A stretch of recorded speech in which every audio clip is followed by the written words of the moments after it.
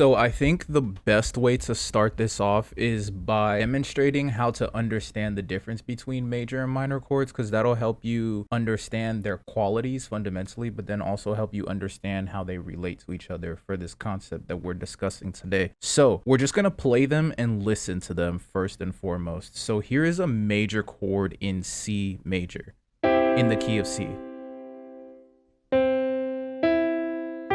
It is a basic triad chord made out of the first note in the C major scale, the third note in the C major scale, and the fifth note in the C major scale. Now here is a C minor chord. It's made out of the first note in that scale, the third note in that scale, and the fifth note. And actually all of the notes are the same for both chords except the third note, which basically determines the tonality. So the thirds in chords determine a lot of tonality. We'll get into how to build them in a second so you can see visually what I mean. But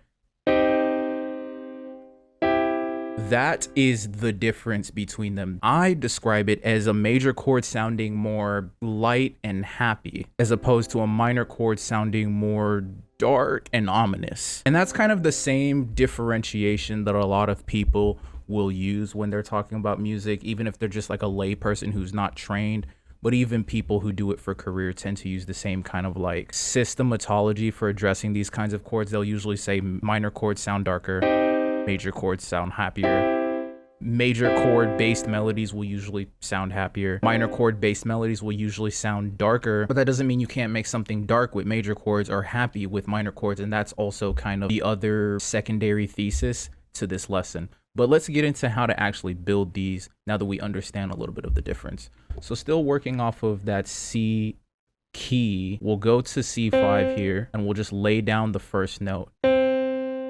That is the first note in a C major scale, or let's start with C minor instead. This would be the third note, so second note, third note, and that's what we want. It's gonna build the second part of our triad. And then that's the fifth note. This is the fourth note, this is the fifth note. And there is our minor chord triad. If we want a major chord, we literally just move that up. So in fact, let's hit Command plus B, duplicate it over, bring that up one note, and that is our major chord right there. So let's get a little bit deeper so you can really understand how to build it so there's no confusion. Some people truly do think better in these kind of like patterns. And so this will be really helpful for you if notation seems to like trip you up. Basically just place your first note anywhere you want to. This is how to build a standard minor triad. Then you'll skip 2 spaces or 2 notes if you're on a keyboard. 1, 2, and you'll place it on that third space that you land on. Then restarting from that 3 or the second note in your triad chord, whatever you want to call it, you'll move up 1, 2, 3, 4 spaces and you'll place it on that 4th space. Major chord is very similar, except you just kind of flip the spacing. So instead of going up 3 from the root note like you do in the minor, you go up 4, and then from that third you go up 3 instead of going up 4 like you did in the minor. So 1, 2, 3, 4, 1, 2, 3. The 14 drum kit has a bunch of sounds for my placements and TV syncs too. Now I'm not entirely sure why you don't have it yet because it's free, and besides that it's lifetime updates and those are 100% free too. And you get access to my 14 letter where I send you free gems on how to actually make money with your beats by being a valuable producer. So here's a nice list of a bunch of other perks you'll get so that we can just get back to the cook up. If you're interested in the sauce, peep the link in the description below. So for this first chord progression, I want to show you how you can take a minor chord and then take a corresponding major chord whose root note is only 1 half step away from that one and turn that into an interesting melody. This is a half step, literally going up like that. If I move that up 1 note, that is a half step. That will be a whole step because it's moved up 2 notes. But what I'm going to show you is how to take the root note of C and build a minor chord, and we're gonna take that C sharp and build a major chord off of that to make an interesting melody using a minor chord and then a major chord.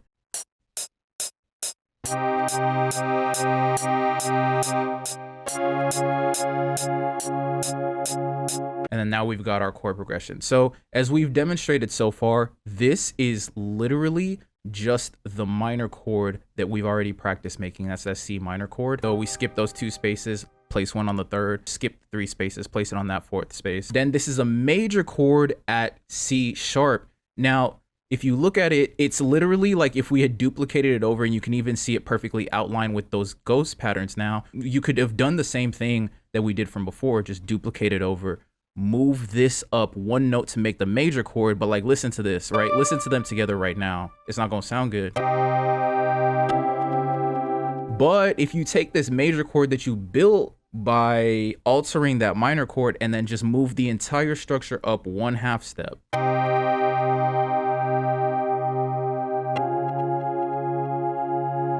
And now you've got that like Travis Scott chord progression. Roy Woods used it a lot on his last project. It's not even just like a hip hop thing. It's literally just like, it's a popular chord progression. I want to show you a couple of more music theory things that you can use to make your chord progressions more interesting before you use them to build motifs. And again, chords do make for amazing melodies just on their own, but if you can add that extra level of like learning to design motifs, it can be very helpful. So check out some of my previous melody videos and guides, because they've been going ham on the concept of motif lately.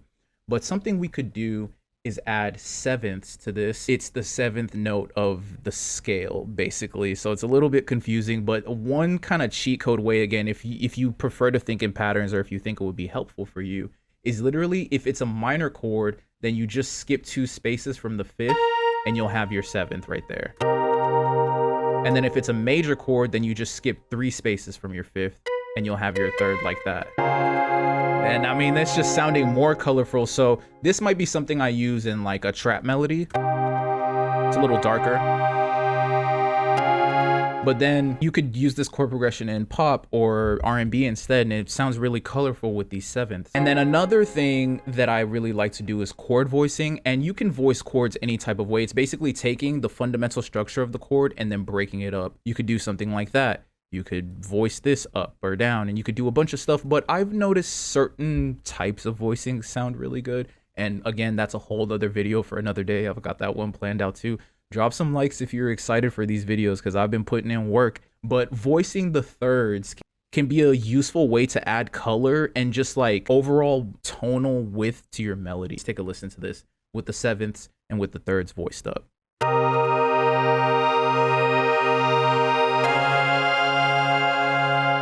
Sounds just bright. It's got a different type of color. So maybe if we wanted to like make this 8-bar melody, we could have the 3rds like that for the first part, and then it's like building as you keep going, and then we voice the 3rds for the second 4 bars.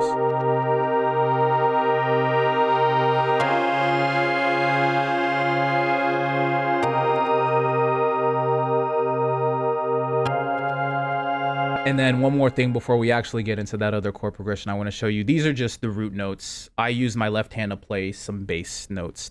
Not every chord in the minor scale is minor, and that's kind of how all this ends up working out together. That's why some major chords can actually sound really good in the context of like what would otherwise be a completely minor chord progression, is because some major chords in context sound good, but also they literally just make up the minor scale. That's an important thing to understand for what we're about to do. So let me just show you first what we're gonna do. Let's start demonstrating it, and then I'll explain it as we go.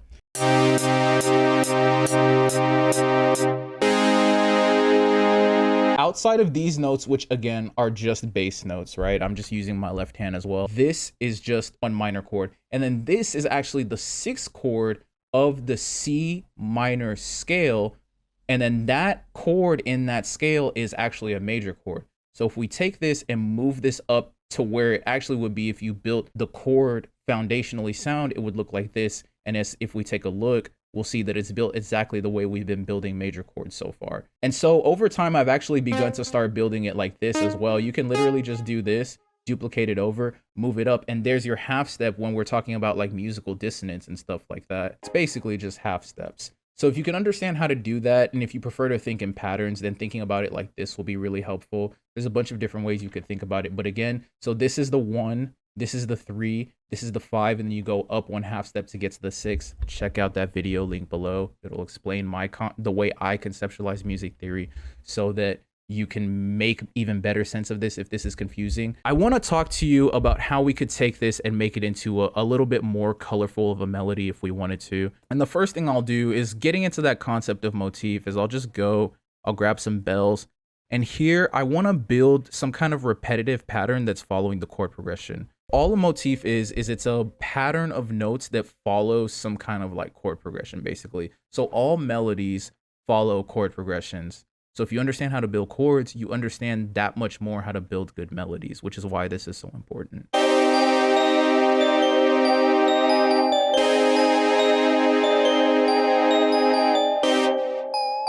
So what I'm actually gonna do is I'm gonna take this, boom, duplicate it over, and I'm gonna make this a 1 chord and then have that 6 chord just be something that's resolving.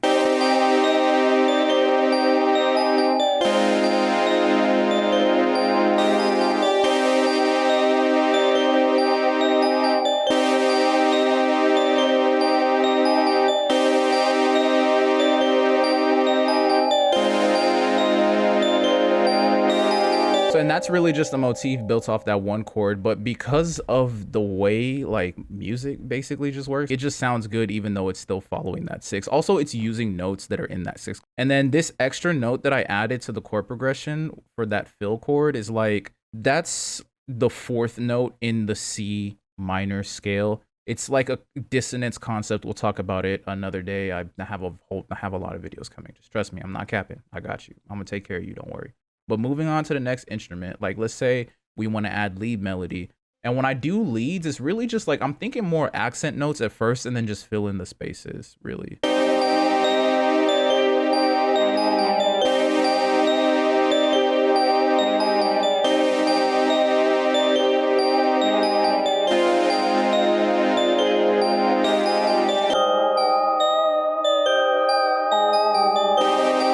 And then get like a less buzzy key. Like maybe I want to actually go for like a piano.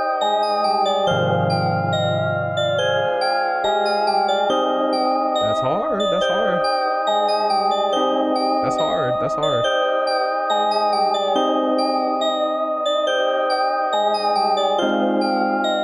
That's hard. Hold on now.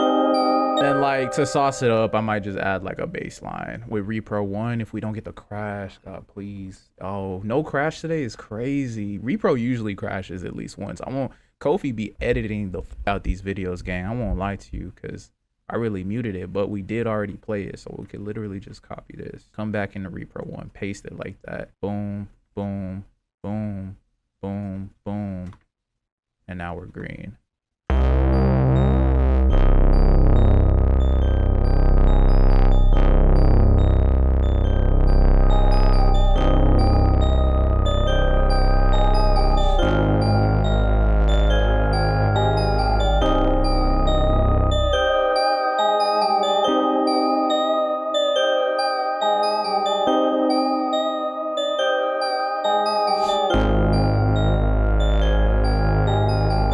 I really had to stop. I really started making some melodies in the middle of the tutorial. I be making melodies every day because you got to practice, but then I be putting kits together. I be doing send outs and stuff. Yeah, major chords actually help you make really interesting dark melodies. And this is how. So if you have any questions, ask them down below because y'all know I be answering either in the comments or I'll just make a short video, which has actually been pretty helpful to you guys lately. But other than that, shout out to Dope for making this video literally possible. I would not do it if I didn't have their support. They're part of my label. We're coming up with a bunch of dope music. I'm teaching them. I'm ARing projects for them. We're connecting just on a deeper level. It's a community of like-minded producers. You're probably very similar to them. So check out the first link in the description below if you want to learn more about what it has to offer you just outside of a dope community and being in direct contact with me, having your projects be developed and AR'd by me. Check out actually this lesson. It's going to be a snippet from a lesson we did on how to practice. If you read my newsletter on the topic, similar topic, but this is a very, very deep dive into it. So I'll toss it up for you right now as we close out. I hope you enjoy it. I hope it enriches your life. Thank you so much for your attention. I appreciate it more than you could ever understand. And I will see you in the next one. Peace. The next step is, okay, this is the part where you make beats. Okay, sit down and make beats. And here's the structure for how I do it. It's just lock in for 1 Pomodoro. If you don't know about Pomodoro, it's just this method of like time blocking basically. So you do work for a long period of time and then you take a short break and then you do it for a long period of time, take a short break. And then every once in a while you have a long break and you can do it in various levels. And so what I recommend is just 1. Like people be like, do 5 Pomodoros, keep track of how many Pomodoros you can do in a day. I don't really like stuff like that because you got to be real with yourself as a human being. Like, do you really want to like be a drill sergeant in your life? I know I've tried it, and I'm not gonna lie, it really sucks. And I'm not interested in anything that sucks in life. This shit is too short to keep doing stuff like that. So, just do what you can fucking handle. Like, I really mean it. If fuck this shit. If you need, I'm not really trying to cuss, but like, if you need 5 minutes, go to level 0.5. It's not a shame thing. No one's shaming you here. It's homies. So if you can only do it, if you literally can only focus, because focus is something, it's a literal muscle in your brain. It's not fake. So if you've never trained it, it's going to be really hard to even sit and practice something for 15 minutes. For me, that is literally not enough time. I need at least the 25 to get something where I can say, okay, I'm okay leaving it for now, but I really go for the 45s. But take it with the fattest grain of salt you possibly can. A big old pink piece of salt, because I've been doing it for a while, and people like Metro have been doing it for even longer, and they will sit in they literally just live in studios, bro. There's a reason they can just sit there and do the same shit all day, is because they got good at doing that thing and got good at focusing on doing that thing. But you don't get to 45 minutes or like my cookups get long, my sessions get long. When I'm in the studio, like with artists, like at the studio downtown, it's a grind, and it's a grind. We'll just leave it at that. I'll start showing you guys, but you don't just get there overnight. And like, the point I'm trying to make is it's a muscle that you do have to work out. You're not going to throw 225 on the bench the first day if you've never benched. The only thing you've done is a couple girl push-ups, and you think you're about to press 225. You're about to get decapitated. That's a guillotine, bro. That's not a bench press. So chill. It's the same thing with beat making. The only thing you're going to do if you try to focus for 45 minutes, if you've never even done 5 focus minutes of beat making, is just destroy all the confidence you have.